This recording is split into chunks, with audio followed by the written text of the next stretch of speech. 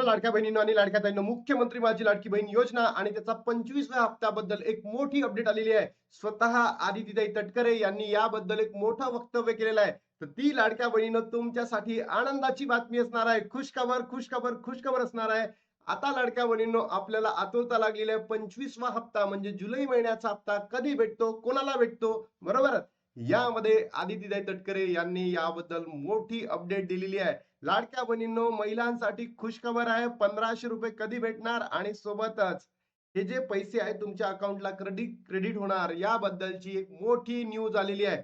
तत्पूर्वी लाडक्या बहिणींनो, आषाढी एकादशीच्या तुम्हा सर्वांना अंतःकरणातून मी आणि माझ्या फॅमिली तर्फे तुम्हा सर्वांना आषाढी एकादशीच्या हार्दिक हार्दिक हार्दिक शुभेच्छा. तुमचं जीवन भरभराटीचं जावं, तुमच्या आयुष्यामध्ये विठ्ठल आणि मोठा आशीर्वाद द्यावा आणि तुमचं जीवन इथून सुखमय समृद्धमय जावं ही ईश्वर चरणी प्रार्थना करतो आणि तुम्हा सर्वांना शुभेच्छा देतो. तर लाडक्या बहिणींनो, चला काय आहे ती खुशखबर जाणून घेऊयात.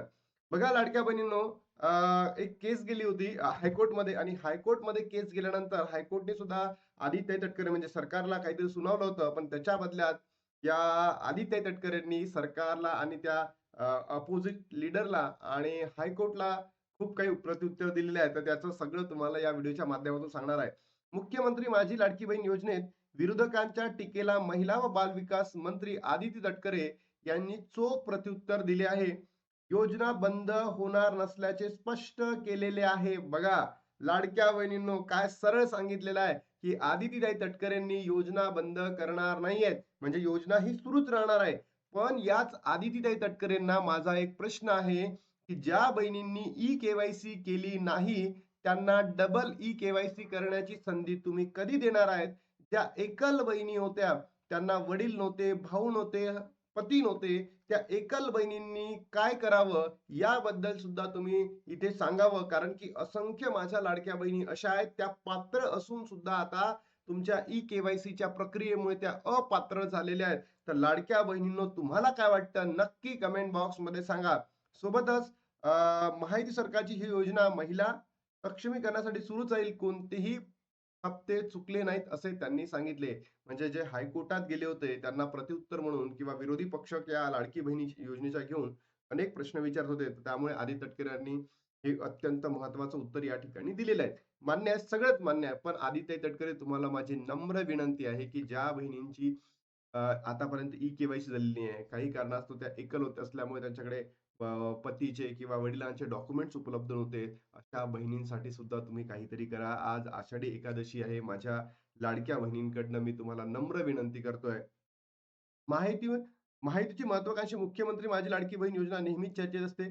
कधी त्यावरून मिळणाऱ्या पैशाच्या मुद्द्यावरून, तर कधी त्यातील गैरप्रकार उघडीस आल्यामुळे, तर कधी ई केवायसीच्या मुद्द्यावरून या योजनेतील फसवणुकीचे अनेक प्रकार समोर आले आहे. अनेकांनी त्याचा गैरफायदा घेत पैसे लाटल्याचेही उघड झाल्यानंतर आता आळा घालण्याची रोखडी पडताळणी करण्यात आली होती.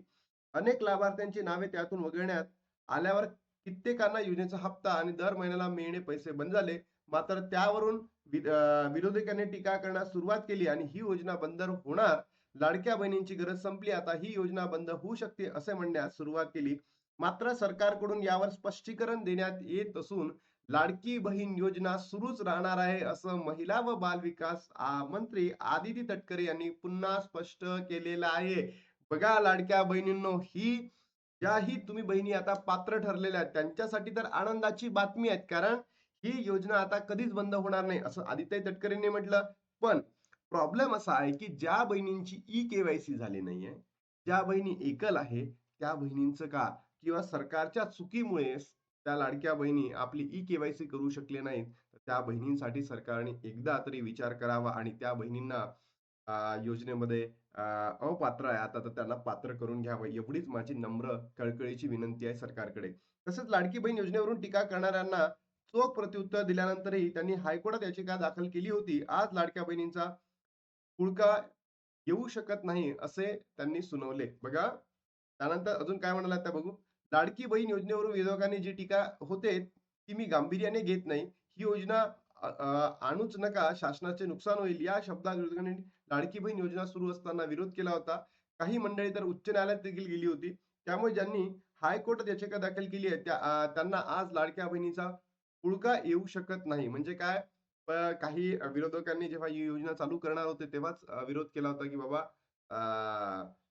देऊ नका कारण की याच्यामुळे महाराष्ट्र सरकारचं नुकसान होते. मलाही असं कधी-मध्ये वाटतं लाडक्या बहिणींनो, की तुम्ही विचार करा, की इतका पैसा या योजनेसाठी लावला जातो. तेवढाच जर पैसा अ, महाराष्ट्रामध्ये रोजगार निर्मितीसाठी लावला जाईल, तुमच्या आरोग्यासाठी लावला जाईल, महाराष्ट्रामध्ये शिक्षण व्यवस्था योग्य पद्धतीने व्हावी यासाठी लावला जाईल. पब्लिक इन्फ्रास्ट्रक्चर यासाठी लावला जाईल. तर विचार करा, याच्या माध्यमातून रोजगार निर्माण होईल. रोजगारामधून तुम्हाला जास्त 1500च मिळण्यापेक्षा तुम्हाला जास्त पैसे मिळतील. चांगलं एज्युकेशन आपल्या मुलांना मिळतील, पालकांना मिळतील, आहे की नाही? याच्या माध्यमातून आपला महाराष्ट्राचा विकास होऊ शकतो, असं माझं वैयक्तिक मत आहे. पण सरकार देत आहे.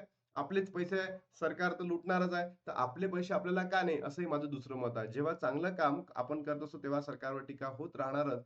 विरोधक म्हटल्यावर टीका करणार, असंही त्या म्हणाल्या. लाडकी बहीण योजना सुरूच राहणार. अत्यंत महत्त्वाचा बद्दल यांनी सांगितलंय. याच्यावर 4 ते 5 वेळा सांगितलंय, की लाडकी बहीण योजना सुरूच राहणार आहे. शासकीय योजना जास्तीत जास्त लोकांपर्यंत पोहोचाव्यात एकच महायुतीचे धोरण आहे. मुख्यमंत्री देवेंद्र फडणवीस, उपमुख्यमंत्री एकनाथजी शिंदे, उपमुख्यमंत्री सुनेत्रा पवार या सर्वांच्या नेतृत्वामध्ये लाडकी बहीण योजना कायम सुरूच ठेवणार आहोत, असंही आदित्य तटकरे यांनी स्पष्ट केले आहे. यंदा अधिवेशनामध्ये आम्ही महिला शेतकऱ्यांसाठी धोरण आणले. ते महिलांपर्यंत आम्ही पोहोचवणार आहोत. लखपती दीदी असेल किंवा इतर योजना वेगवेगळ्या योजनांच्या माध्यमातून महिला सक्षम करण्याचा प्रयत्न सरकार करत आहे. लाडकी बहीण योजनेची एकही हप्ता चुकवलेला नाही. जर एखाद्या महिन्यात चुकलेला असेल, तर पुढच्या महिन्यात 2 महिन्याचे पैसे मिळालेले आहेत, असंही त्यांनी मिळाले. येस, याबद्दल दुमत नाही आहे. आदित्य तटकरे तुम्ही जे बोललात ते अगदी बरोबर आहे. पण तुम्ही 2 वर्ष झाले ही योजना सुरू ठेवली. याच्यात आम्हाला काहीच म्हणायचं नाही. आम्ही तर तुम्हाला सपोर्टच करतो. पण ज्या बहिणींची ई-के-वाय-सी रखडलेली आहे, त्या बहिणी पात्र असून सुद्धा त्यांना अपात्र करण्यात आलेलं आहे. ज्या बहिणी एकल आहेत, अशा बहिणींना तुम्ही फक्त आणि फक्त एक संधी द्या. त्यांचीही ई-के-वाय-सी करून घ्या आणि त्याच्या माध्यमातून त्यांचा लाभ पुन्हा सुरळीत सुरू करा. एवढीच माझी कळकळीची विनंती आहे आदित्यताई तुम्हाला. लाडकी बहीण आदित्यताईंनी जे काही वक्तव्य दिलं आहे याबद्दल आपण त्यांचा कृतज्ञ राहू. त्यांनी आय होप की आता तुमचा जो हप्ता आहे तो कधीच बंद होणार नाही. पण त्यांनी जे अ, म्हटलेलं आहे की बाबा दरवर्षी ई-के-वाय-सी होणारच. त्याच्या माध्यमातून ई-के-वाय-सी नंतर ज्या लाडक्या बहिणी पात्र होतील त्यांनाच पैसे मिळतील. तर म्हणून ती लवकरात लवकर सुरू करावी आणि ज्या बहिणींनी आतापर्यंत ई-के-वाय-सी केली नाही किंवा एकल बहिणी आहेत, त्यांनाही लवकरात लवकर ई-के-वाय-सीमध्ये पात्र करून त्यांचाही लाभ सुरळीत चालू करावा एवढी मागणी करतो. लाडक्या बहिणींनो तुम्हाला एक प्रश्न विचारायचा आहे, की जो येणारा पुढचा महिना आहे ऑगस्टचा आणि या ऑगस्टमध्ये जुलै आणि ऑगस्टचे पैसे एकत्र मिळावे का? कारण की रक्षाबंधन आहे. तर रक्षाबंधनानिमित्त जुलै आणि ऑगस्टचे 3,000 एकत्र मिळावे का? वाटतं का तुम्हाला? तर नक्की कमेंट बॉक्समध्ये सांगा. आता थांबतो आणि भेटतो तुम्हाला नवीन व्हिडिओमध्ये. तोपर्यंत जय हिंद, जय महाराष्ट्र, जय श्रीराम.